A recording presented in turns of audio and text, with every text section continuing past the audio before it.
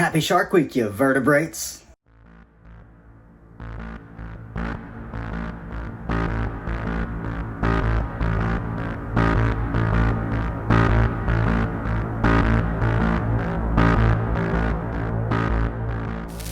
Today we are continuing along with our journey of sending out an SOS, and we're looking at something a little different today. It's actually a brand new documentary that was released on Shudder. Now, if you're not familiar with Shudder, I suggest you go check it out, especially if you're a horror fan. It's like the Netflix of horror movies. It's really cheap, and there's a lot of great things. It's got classics, it's got new movies, it's got original movies. Basically anything that you could want as a horror fan, go check Shudder out. That being said, we're going to take a look at a documentary that was just released on Shudder called Sharksploitation. Now, what that means is that sharks are being exploited and used in films and in other facets of media and basically throughout our entire lives. They're being exploited by basically every avenue that they possibly can be. Now, sharksploitation could also be called a subgenre of horror or cinema in general. So essentially, it's saying that sharks are used to exploit a fear that a lot of people have today, and a fear that a lot of people have had for years and years and years now. Now, throughout the course of the documentary, they interview a lot of film directors, actors, writers, historians, basically anybody who knows anything about sharks or horror movies or cinema in general. People who grew up watching all of these movies, who just are, they like sharks, they study sharks, all the marine biologists. They talk to all these people and get their opinions and their outlooks on all these different movies and how sharks are treated by people and the media. Now, obviously, when you think of shark movies, you're going to think of Jaws, and that's for a pretty good reason. Jaws is the movie that put sharks in the mainstream lens of view.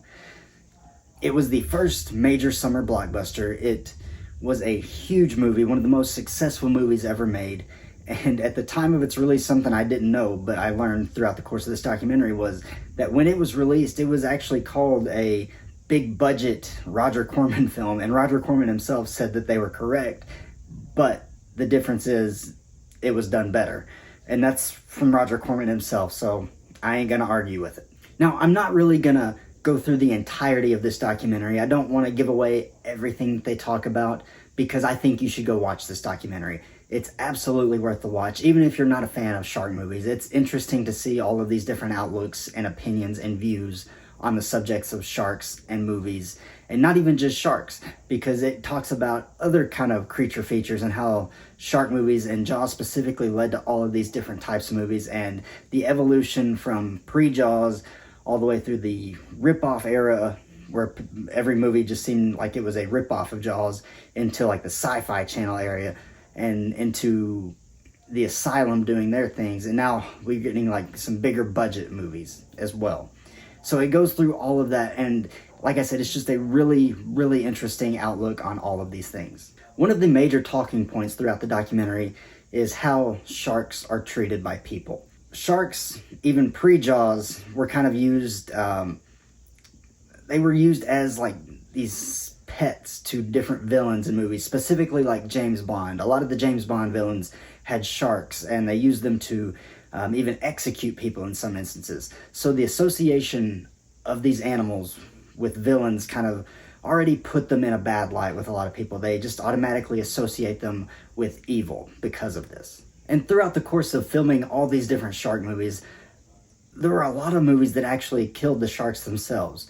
And in one instance, this absolutely baffled me. I was not expecting this at all. There was a movie just simply called Shark. The name was something else before, but they changed it to Shark because of this instance. And what happened was, during the filming of one of these scenes, a stuntman was in the water with an actual shark and was killed by the shark. So what did the filmmakers do? They included that footage in the actual release of the film. Now, today that would never fly. That would never be allowed to happen. The production would be shut down and the film probably canceled. But at the time, they included the footage. They for whatever reason, thought that it was a good idea. I don't understand. And another fun fact about the movie, well, I guess if any fact about a movie where they included actual footage of somebody dying, but the film actually starred Burt Reynolds. So it was not just some low budget, just no name film. It was a movie that had a big time star attached to it. There was another film discussed called Blue Water, White Death. And in this movie specifically, there is footage of the filmmakers actually killing sharks throughout the course of the movie, like actual living sharks. And again, not something that would be allowed to happen today. They would have probably used CGI and other effects today to do this, but they used the actual living creatures, and that's just not good.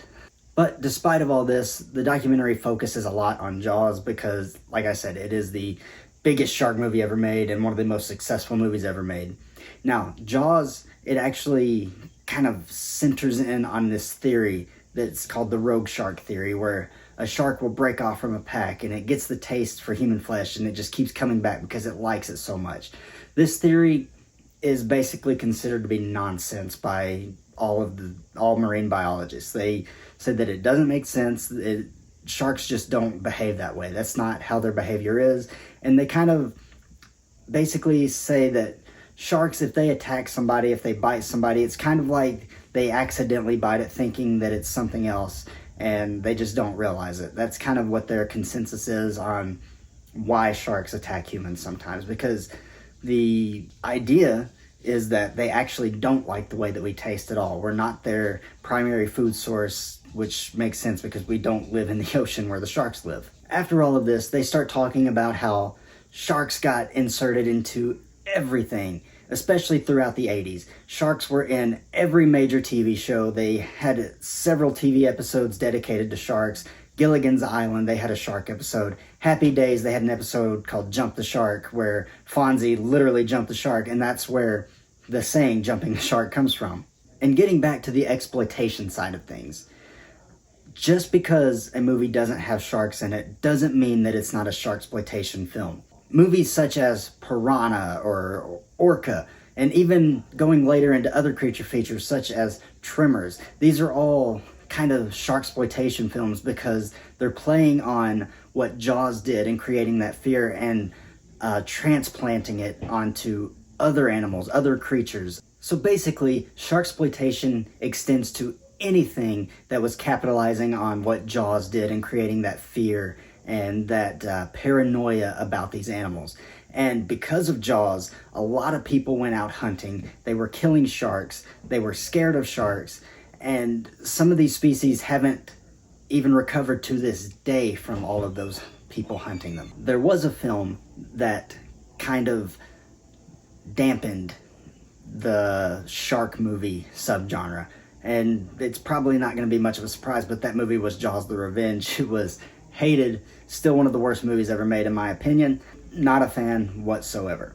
A few years later, there was another movie that came out called Deep Blue Sea. And this film kind of reinvigorated the entire subgenre of shark movies, or sharksploitation films. Now, this movie had a big budget. It was a big studio film. It had a major star in Samuel L. Jackson.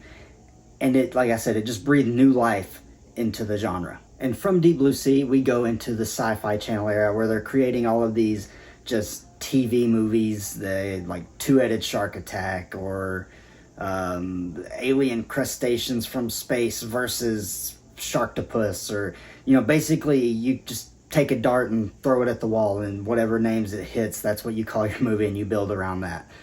And that was just that era of like the 2000s into the late 2000s. And from there, we get The Asylum, where they create their mockumentary movies, where they take large budget, large studio films, and they create basically rip-offs of those movies using the popularity of that title to create a film around that. Now, these films are not remakes or reboots or anything like that. They are literally original stories just playing off the title of big budget movies. This is still sharksploitation because it all traces back to Jaws and all those shark movies from the 60s and 70s. And just to point this out, Jaws was not the first shark movie. There were several shark movies before in the 50s, and even before that. It's not a new thing. Jaws was not a new thing. It just took it mainstream. But what happened was basically they started just having fun with all this stuff. Take, for example, Sharknado. It was a entire franchise that was just created out of ridiculous, over-the-top nonsense, but it was fun. The filmmakers were having fun. The actors were having fun. And I think that if you can watch a movie or you can make a movie with the idea that it's just fun and you're not really like putting evil on sharks or any creature because of what these movies are doing, then they're fine. But it's when you watch a movie like Jaws and you automatically assume that all sharks are evil and they need to be killed or eradicated or whatever. That's when we have problems. And I'm not saying anything bad about Jaws. One of my favorite movies ever made, one of the best horror movies ever made. Still scares me. Still don't like going in the ocean. Still don't really like sharks. But I don't think sharks need to be killed. I don't want to see sharks hurt. They scare me a little bit. And now we're getting more and more big budget movies about sharks. You had The Shallows. You had 47 Meters Down. Open Water was another one that came out a long time ago. Not a long time ago, but it was in the 2000s, which to me still seems like it shouldn't be as long ago as it was. But you have all these different types of movies now, and one in particular that kind of created some contention with some people, The Meg. The Meg basically created this thing where a lot of people they want the Meg to not be extinct. Now, I hope it's extinct. I don't want to see a megalodon swimming around. I would be scared to death. I'd leave it extinct. Just leave it, have fun with the movies, but we don't need all these expeditions and other things to go search for this extinct creature. It's just, we're not going to find it, and it just takes away from other resources that I think could be better used in other places where wildlife and animals actually need the help. And that's really the point of this documentary, that we should have fun with these movies. Don't take them too seriously. That's my big takeaway from this documentary. Don't take it too seriously. Movies are fun. They're meant to be fun. Let's just have fun with them. Let's enjoy what we're seeing. Let's have some schlocky fun. Let's watch some bad CGI and enjoy them a little bit. Now, personally, I will say that after watching Sharksploitation, that I probably will have a different appreciation for every shark movie that I watch. I'm just going to look at it as fun. That was kind of my whole point in doing SOS, Summer of Sharks, in the first place. These movies are not good movies. They're not meant to be good movies, but let's just have fun with it. Let's watch them and remember what sharks are. Yes, they're scary. Yes, they can be dangerous, but the ocean is their territory. It's not ours. They are the apex predator. They live there. They spend all of their time in the ocean. We don't. So let's respect them. Let's understand that they can be dangerous, but let's have fun with the shark movies. Let's watch them and just enjoy them. And if we want to talk about them, let's talk about them. But like I said, I don't want to talk too much about this documentary because you really need to go watch it. Check it out on Shudder. It's absolutely worth a watch. It's not super long. It's a little over an hour and a half. Go check it out. It's definitely worth a watch. Before I go, make sure you're using code AndrewDreamer for 20% off of your order at redcon1.com. It helps me a lot. I really appreciate it. Plus, you're going to get some really cool stuff. So, what's not to like about that? We're on the road to 500 subscribers. We're over 300 now. We're climbing every day, and I'm super grateful for that. I really appreciate all of the support, all of the comments, all of the likes. I do read every comment. Sometimes I forget to reply, but I do read every single comment that I get, and I really, really appreciate all of the engagement. It means a lot to me. So if you haven't subscribed, hit the subscribe button now. Turn your notification bell on. Leave a like on this video. Leave a comment. Leave me a shark emoji down below. Tell me what your favorite shark movie is. I want to hear what you all think. And if you've seen this documentary already, let me know what you thought about it. What did you take away from it? That's pretty much it. That's all I've got for you today. Now, I will be getting back to an actual shark movie review later on this week. So until then, my name is Andrew Dreamer, and this is Wrestling with Horror.